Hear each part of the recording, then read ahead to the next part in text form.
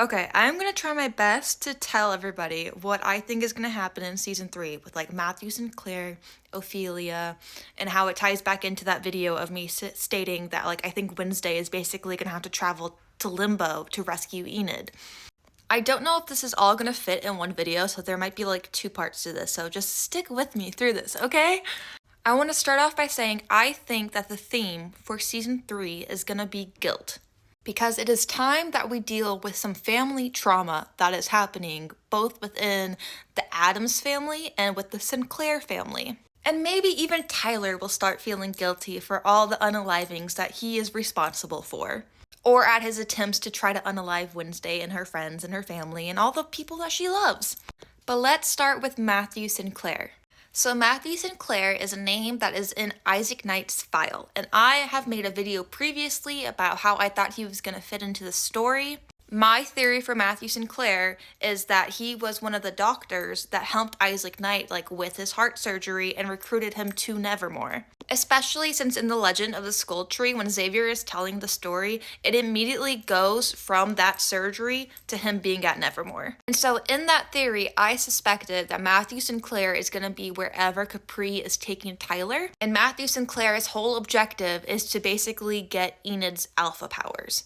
And that's why Matthew Sinclair recruited Isaac Knight, because Isaac Knight is a Da Vinci. Like, he is capable of building a machine or making a serum or creating something that would give him those abilities. But more importantly, I think Matthew Sinclair is trying to look at what prompts a hive to follow the command of its master, because that's his goal, but for all outcasts. He wants to control all the outcasts out there. He wants to be like the ultimate master. And I feel like he needs the alpha powers in order to make that happen, in order to be that powerful.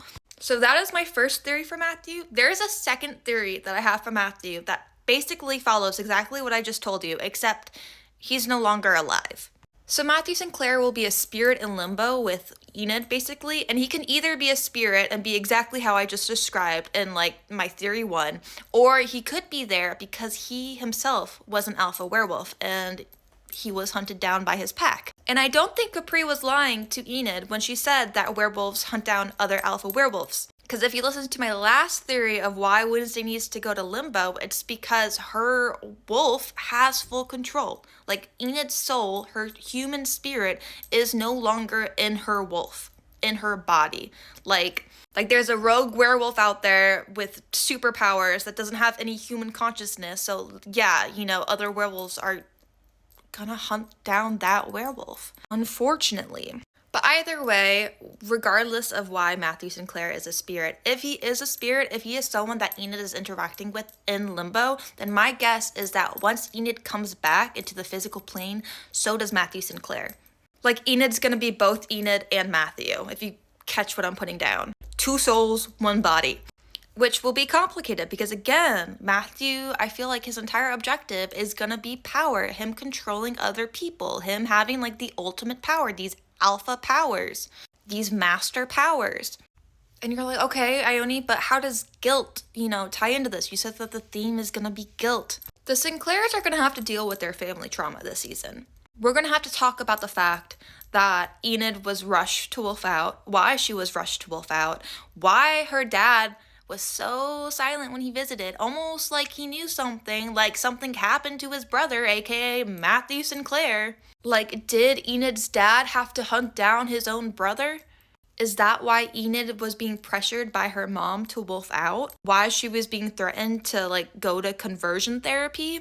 Was because her parents knew that there was a chance that she could be an alpha werewolf, just like her uncle?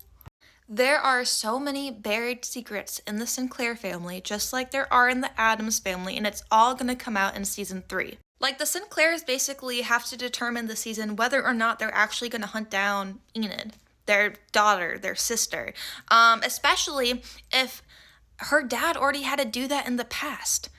So I'm really expecting Matthew Sinclair to basically be like Peter Hale from Teen Wolf, and so I can see him coming back in Enid's body, ready to do his goal, objective, whatever, seeing her dad, who hunted him down, and just being like, what, you're gonna kill your own kid just like you did me?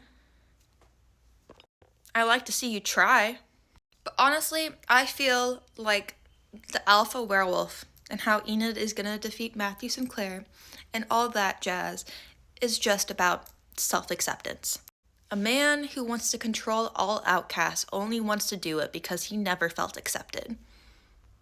Enid, we know, is a very insecure girly who is slowly becoming less insecure and stepping into herself and being more confident in who she is as a person the more the story goes on. So I feel like Enid Sinclair is going to be who actually defeats Matthew Sinclair because she's going to accept herself, accept that she's an alpha, accept that there are going to be people that actually have her back because she has a pack no matter what, you know? Like, Matthew, without even realizing it, is going to give Enid the information, the key, like whatever she needs to come back, to be in control. Because he didn't learn his lesson, you know? So that's what I think about Matthew Sinclair, and I'm going to do another video for Ophelia because I already ran so long on this.